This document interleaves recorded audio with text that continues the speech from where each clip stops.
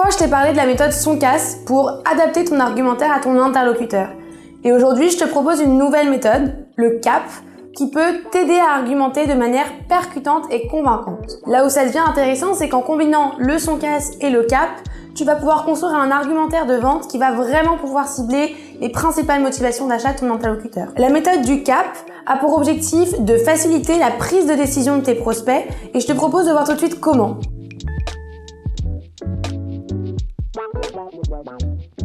Alors pour commencer, il y a beaucoup d'acronymes en vente, mais le CAP, qu'est-ce que c'est? Eh bien, ça vous dit peut-être quelque chose sans pour autant savoir exactement en quoi ça consiste. La méthode CAP, c'est le C pour caractéristique, le A pour avantage et le P pour preuve.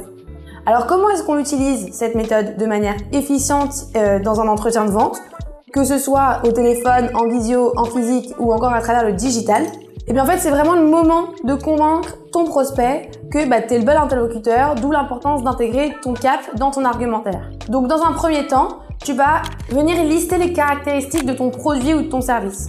Ensuite, tu vas établir une liste des avantages de ton produit ou de ton service.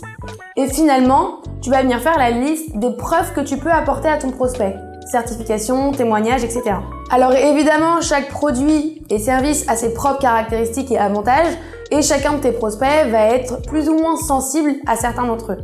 Donc pour donner du poids à ton argumentation, tout l'intérêt est d'avoir bien identifié le profil de ton interlocuteur avec la méthode son-casse pour pouvoir adapter ton discours parce que chacun n'est pas sensible aux mêmes avantages et aux mêmes preuves. Donc tu l'auras compris, tu vas adapter ton CAP à ton interlocuteur. Pour mieux comprendre, je te propose de prendre un exemple. Imaginons que tu es une entreprise qui vend un CRM et tu as identifié que tu avais un S de sécurité en face de toi. Donc tu vas pouvoir construire tout ton argumentaire autour de caractéristiques telles que ton CRM est construit spécialement pour les TPE et PME comme la sienne, ou encore que tu as un taux de bug inférieur à X%.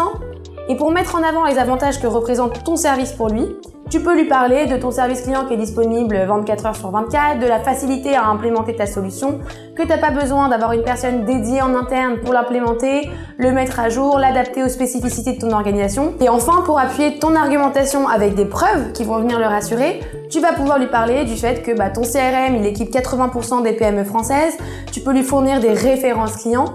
Enfin voilà, tu as à présent toutes les cordes à ton arc pour faire une argumentation digne des meilleurs performeurs.